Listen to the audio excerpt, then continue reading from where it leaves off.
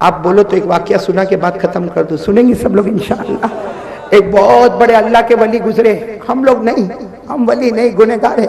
एक बहुत बड़े अल्लाह के वली गुजरे, शायद आपने नाम भी नहीं सुना होगा, उनका नाम था हाईवा। बोलो क्या नाम था? हाईवा। फिर बोलो क्या नाम था? वो जो बयान करते थे वो कुर्सी पे बैठ जाते थे, सामने हदीस की किताब होती थी, मेरे दोस्तों पूरा मैदान रोज गचा गच भरा होता। वो क्या नाम उनका? हजरत हाईवा। बोलो क्या नाम? वो जब हदीस पढ़ाते थे ना, रोज माँ आती थी, माँ की उम्र थी 100 साल। अरे बोलो माँ की उम्र कितनी थी? वो आती थी, पूरे मजमे में आती थी और कहती थी आई ना इब्नी हाईवा, आई नबनी हाईवा। अरे मेरा बेटा हाईवा कहाँ है? 100 साल की बूढ़ी अम्मा जोर से डंडा लेके आती थी, और मेरा बेटा हाईवा कहाँ है? मेरा बेटा हाईवा कहाँ है? रास्ता करो, रास्ता करो। वो हजरत हाईवा सबक पढ़ाते पढ़ाते रुक जाते और कहते मेरी माँ को आने दो, नहीं तो नाराज हो जाएगी। माँ आती थी, वो डंडा लेके आती थी ना, सीधा इनके सर पे मारती थी। किनके सर पे?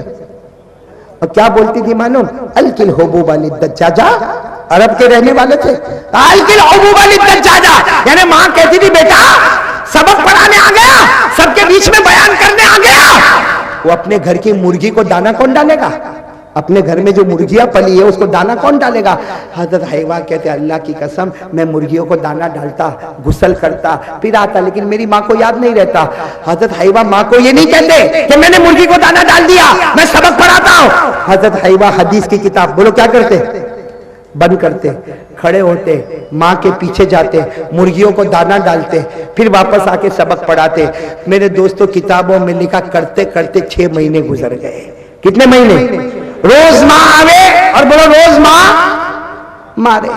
एक दिन क्या हुआ, हदीस का सबक पढ़ा रहे थे, मालूम नहीं आज माँ कुछ ज्यादा गुस्से में थी, आई और आने के साथ दोनों हाथ से डंडा पकड़ा। हालांकि बेचारी कमजोर थी, लेकिन मालूम नहीं इतना जोर से डंडा मारा कि सर का पीछे का हिस्सा फट गया, खून निकलने लगा।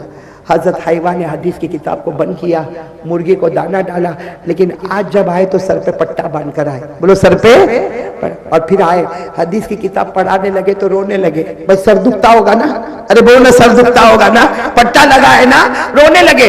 जब रोने लगे तो मजमे में एक उनका स्टूडेंट, एक शागिर्द, वो खड़ा हो गया, जो बहुत मोहब्बत करता था, खड़ा हो गया, कहा मेरे उस्ताद एक काम करो, ये माँ आना ही बंद कर देगी, माँ आएगी नहीं, मारेगी नहीं, कोई मगजमारी नहीं। तो हजरत हाईवा ने कहा क्या काम करो बेटा? कहा तुम जब घर से निकलो तो बाहर ताला मार दो। ताला समझते हो ना? भाई घर से निकलो बाहर ताला लॉक कर दो। वो बेचारी बूढ़ी माँ है, दरवाजा ठोकेगी, ठक ठक ठक ठक करेगी, कोई खोलेगा नहीं तो वापस सो जाएगी। आराम से सबक पढ़ाओ और फिर सबक पढ़ा के जाके ताला खोलो। बूढ़ी माँ है, 100 साल हो गई, याद तो रहता नहीं है कि ताला बंदे के खुला है। हजरत हाईवा ने वो अपने स्टूडेंट को कहा तेरी राय तो बहुत अच्छी है कि ताला लगा दो तो मेरी माँ आएगी नहीं, लेकिन का प्रॉब्लम ये है मैं घर पे ताला लगाऊंगा, रात को सोऊंगा तो मेरे ख्वाब में ताला पड़ जाएगा।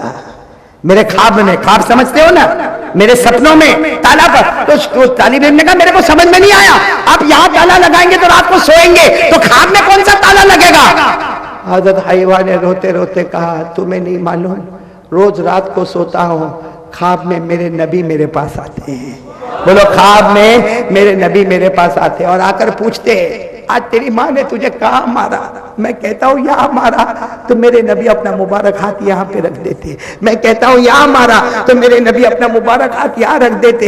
हजरत हाईवा ने कहा वहाँ ताला लगा दूंगा तो ख्वाब में मेरे नबी भी तो नहीं आएंगे, इसलिए कि जो दिन में माँ की खिदमत करता है ख्वाब में नबी के दीदार से मारूफ हो जाता है, ख्वाब में नबी का दीदार उसे मिल जाता है। इसलिए मेरे प्यारों बहुत बड़ी अमानत है माँ।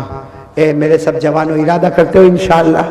कौन कौन इरादा करता है भाई? 3 की जगह मैंने 4 बातें बोली है, बोलो करेंगे इंशाअल्लाह? कौन कौन तैयार है भाई? माँ से माफी मांगेंगे ना माफी जाके? अरे जाओ ना मेरे प्यारों, जाओ एक मर्तबा माँ से माफी मांग लो। मैं आपको माँ से माफी मांगने का तरीका भी बताऊं, सुनना है माँ से माफी मांगने का तरीका?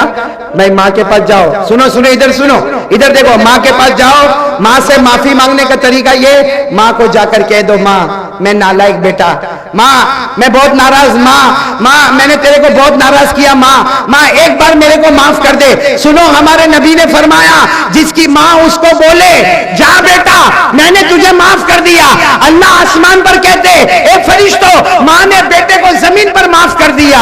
मैंने भी आसमान पर मेरे बंदे को माफ कर दिया। जो मेरे प्यारो माफ़ी मांगोगे ना इंशाअल्लाह, अल्लाह हम सबको अमल की तौफीक अता फरमाए। आमीन या रब्बल आलमीन। व आखिरु दावाना अनिल हम्दुलिल्लाहि रब्बिल आलमीन।